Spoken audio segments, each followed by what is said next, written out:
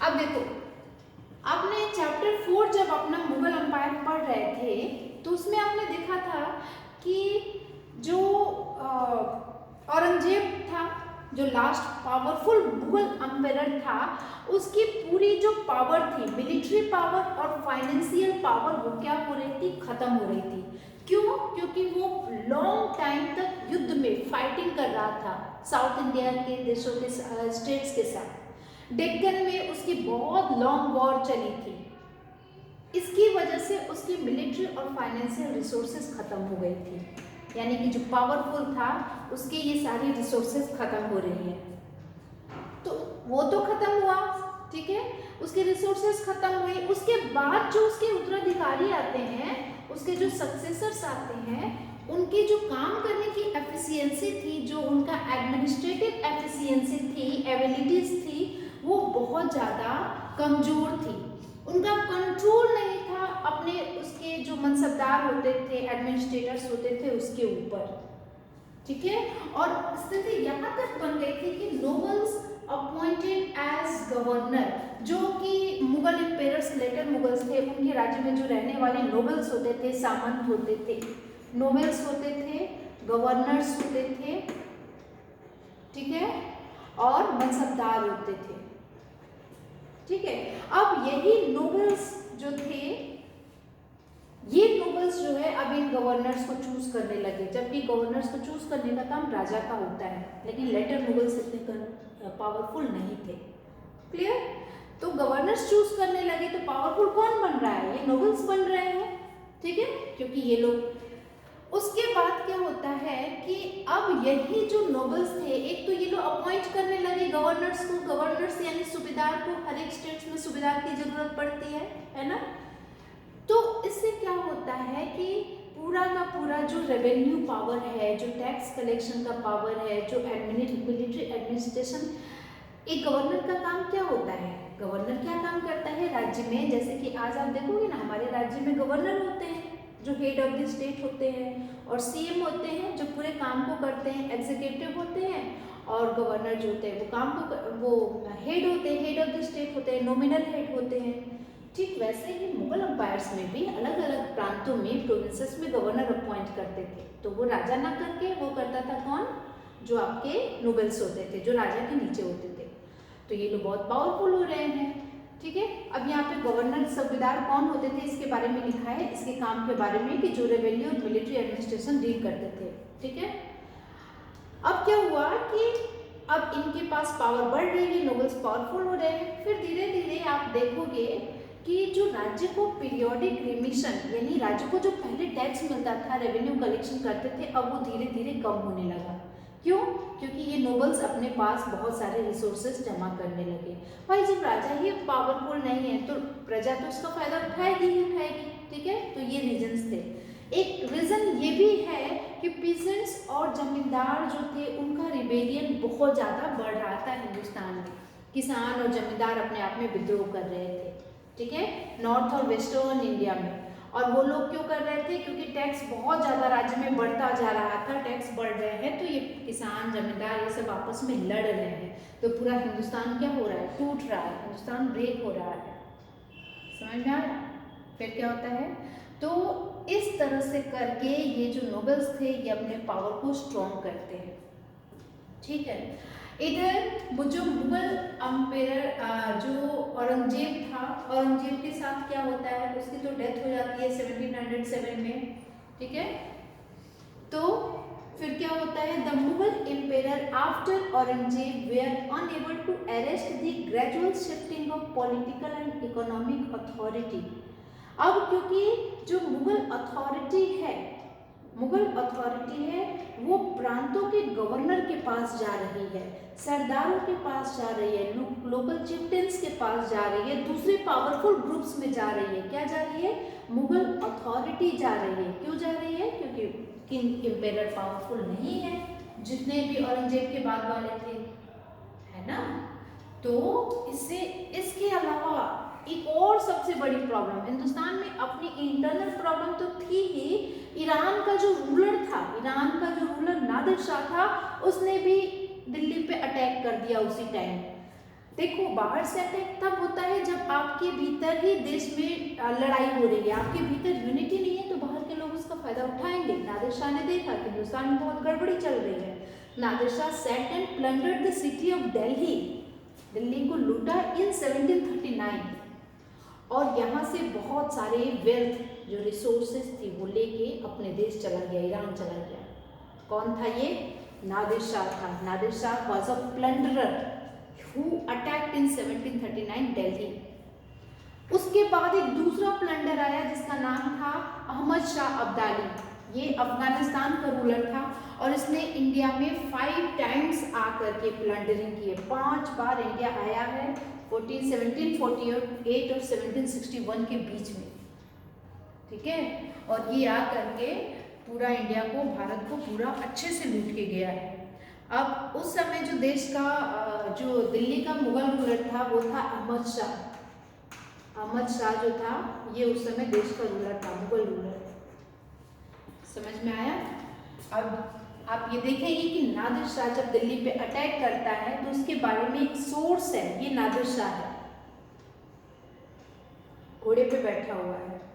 ये कहाँ का रूलर था? He was from Iran.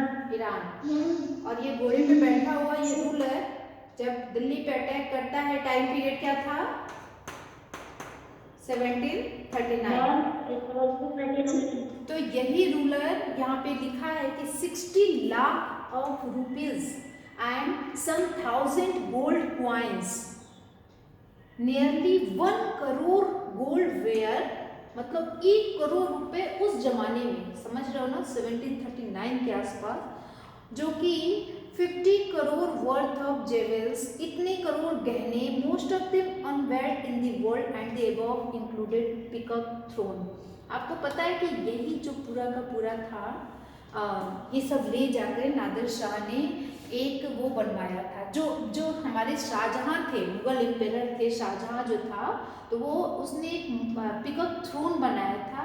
तो उस पीकॉक थ्रोन को भी लेकर के नादिर शाह लेके चला गया था उस गद्दी पे। वो राज सिंहासन था शाहजहां का, और उसमें खूब ढेर सारे हीरे जवाहरात जेवल्स वगैरह पूरी डेकोरेटेड की हुई थी उस गद्दी में। सोचो कि जिस गद्दी पे राजा बैठता था, शाहजहां बैठता था, तो उस गद्दी को पीकॉक थ्रोन कहा जाता था, ठीक है। और उसको इस तरह से सजाया गया था, उस हीरे जवाहरात से सजे हुए सिंहासन पर शाहजहां बैठा करता था। और यही जब नादिर शाह ने प्लंडरिंग की तो उस गद्दी को भी लेके अपने देश चला गया। तो इसीलिए ऐसे ही नहीं कहा जाता है कि इंडिया जो है वो सोने की चिड़िया क्यों कही जाती है, ठीक है। भारत को सोने की चिड़िया क्यों कहा जाता है? क्योंकि यहाँ के रहने वाले जो मुगल एम्पायर्स थे, जो इस देश के नहीं थे, जो बाहर से आए थे, वो आकर के इस देश में यहाँ पे राज सिंहासन पे, हीरे जवाहरात से सजे हुए राज सिंहासन पे बैठा करते थे, ठीक है। और इतना प्लंडरिंग होने के बाद, इतने इन्वेशन होने के बाद भी आज इंडिया की देखो कि इतना कुछ होने के बाद भी आज इंडिया वर्ल्ड के देशों में अपना परचम लहराए हुए हैं। तो आप समझ रहे हो कि अपना देश, you have to be very proud कि आप एक इंडियन हैं, आप बहुत ज़्यादा रिच हैं, बहुत ज़्यादा वेल्दी हैं, ठीक है। दूसरा है कि अनदर अकाउंट, ये जो लोग उस समय के थे ना वो ये लिखे हुए हैं। तो ये जो आप पढ़ते हो ये एक सोर्स होता है, इसको सोर्स कहते हैं, जहाँ से आपको इंफॉर्मेशन पता चलती है हिस्ट्री की, ठीक है। तो another account describe the इन्वेशन impact upon Delhi, Delhi पर नादिर शाह के जो इन्वेशन था उसका क्या प्रभाव पड़ा, इम्पैक्ट क्या था, उसके बारे में लिखा हुआ है ये पूरा। तो इस तरह से पढ़ा करो, पता चलेगा कि क्या क्या हुआ था उस समय देश में, और आज हम लोग कहाँ हैं, ऑलरेडी अंडर सिविल प्रेशर। तो आपको मालूम चला ना कि क्या क्या हो रहा है, क्यों ये इतने सारे पॉलिटिकल फॉर्मेशन हो रहे हैं, इतने सारे स्टेट्स क्यों फॉर्म हो रहे हैं इंडिया में। भाई हमने देखा कि जो लेटर मुगल्स थे वो बहुत कमजोर थे, नोबल्स उसका फायदा उठा रहे थे, ठीक है। और क्या प्रॉब्लम था, इधर से बाहरी देशों का आक्रमण हो रहा है, नादिर शाह का ईरान से, अहमद शाह अब्दाली का अफगानिस्तान से, ठीक है। तो ये सारे रीजन्स थे जिसकी वजह से हमारे इंडिया में चेंजेस आ रहे हैं। अब एक क्वेश्चन है कि इस तरह का प्रेशर जब इंडिया में चारों तरफ से आ रहा है, अब एक दूसरी प्रॉब्लम देखो, अब लोगों में जो नोबल्स थे ना, जो नोबल्स पावरफुल हो रहे थे, एक तरफ तो एम्पेरर है, ई फॉर एम्पेरर, दूसरी तरफ नोबेल है। ये नोबेल पावरफुल हो रहा है। अब पावरफुल नोबेल में कंपटीशन होता है और वो कंपटीशन इतना तगड़ा हुआ कि ये जो नोबेल्स थे ये दो ग्रुप में बढ़ जाते हैं, जिसको ईरानीज और तुरानीज कहा गया। नोबेल्स में जब कंपटीशन आपस में तेज हो गया क्योंकि ये सब पावरफुल हो रहे हैं, तब ये ईरानीज तुरानीज बनते हैं। और ये ईरानीज तुरानीज कौन है? जो टर्की के जो रूलर्स थे उनके उत्तराधिकारी, जो वहाँ के जो छोटे छोटे पावरफुल राजा थे वो मुगलों में आके रहते थे, ठीक है। और ये इतने पावरफुल हो गए कि ये जो मुगल एम्पेरर्स थे, लेटर मुगल रूलर्स, उनको वो कठपुतली की तरह ट्रीट करते थे, पपेट्स की तरह ट्रीट करते थे। जिसको चाहा राजा बनाया, जिसको चाहे राजा से थ्रोन से हटा दिया। तो आप सोच लो कि हमारे हिंदुस्तान की हालत क्या हो रही थी उस टाइम। यही फर्रुखसियर है, ये फर्रुखसियर है जो कि एक ये अपने सिंहासन पे बैठा हुआ है और ये नोबेल है, मतलब एक सरदार है, समझे। अब फिर क्वेश्चन ये है, देखो यहाँ पे टाइम पीरियड दिया है। फर्रुखसियर जो था वो 1713 में था।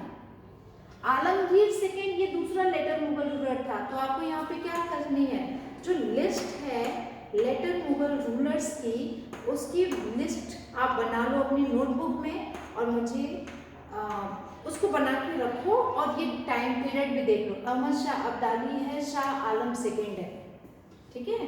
तो ये क्या लिखा है कि फर्रुखसियर और आलमगीर सेकेंड को तो एसिसिनेट कर दिया गया, उसके सर काट दिए गए, उसको मार दिया गया। लेकिन वही जो अहमद शाह और शाह आलम सेकेंड जो ये लेटर मुगल रूलर था, उसको ब्लाइंडेड, उसको अंधा बना दिया उसी के नोबल्स ने मिल करके। तो आप समझ रहे हैं ना कि नोबल्स कितने पावरफुल हो गए, ठीक है। अब फिर आगे आप एक चीज देखोगे कि जो अब जो स्टेट्स इंडिया जो डिवाइड हो रहा है वो तीन तरह के स्टेट्स में डिवाइड हो रहा है। एक वो जो कि ओल्ड मुगल प्रोविंसेस थी, you have to highlight this lines in your book. Old Mughal provinces थी जो कि अलग हो रही है, जैसे कि अवध, बंगाल, हैदराबाद। दूसरे वो लोग थे जो वतन जागीर्स थे। वतन जागीर्स कौन? जो कि states that had enjoyed considerable independence under the मुगलों के अंडर में काम करने वाले, जो कि मुगल्स के अंडर में तो थे पर उनका खुद का भी एक अपना इंडिपेंडेंस, फ्रीडम हुआ करता था। वो वतन जागीर्स थे, वो प्रिंसिपल, वो राजपूत प्रिंसिपैलिटीज थे, राजपूत राजकुमार हुआ करते थे, ठीक है। और तीसरे वो लोग थे जो मराठा, सिख, जाट, ये लोग थे, ठीक है। तो इस तरह से अलग अलग स्टेट फॉर्म हो जाता है आपके हिंदुस्तान में। बाकी के जो पॉइंट्स हैं उसको हम पढ़ेंगे नेक्स्ट, उसको हम रिवाइज करेंगे नेक्स्ट में। अब आपके लिए जो काम है वो ये है, मैप वन में मुगल जो बाउंड्रीज हैं उसको आप मार्क करेंगे। मुगल बाउंड्रीज की कहाँ तक फैली हुई थी, नंबर 1। सेकेंड थिंग, आपका क्वेश्चन है कि जो लेटर मुगल रूलर्स थे उनकी आप लिस्ट बनाइए, कौन कौन से थे with time period later Mughal rulers. और एक थर्ड होमवर्क है कि कौन कौन से रीजन्स थे जो ये पॉलिटिकल सिनेरियो इंडिया का चेंज होता है, reasons for 18th century political formation. समझ में आया? तो ये 3 क्वेश्चंस हैं जो आप करेंगे and I will definitely check your notebook कि आपने हिस्ट्री में जितना भी आपने काम किया है वो सब मैं आज ट्यूसडे है आपका, आप कोशिश करो अपने हिस्ट्री का वर्क कंप्लीट करने की, 7th के तीनों सेक्शन। और फिर आप मुझे अपनी नोटबुक कंप्लीट करके कल वेडनेसडे को व्हाट्सएप क्लास में आप दिखाओ। I will check your homework. और ये होमवर्क के साथ साथ आपकी जो नोटबुक वर्क है वो पूरा हिस्ट्री का कंप्लीट होना चाहिए। फिर मैं आपको दूसरा जो टाइम दूंगी वो ज्योग्राफी और सिविक्स के लिए। I think you are getting me. So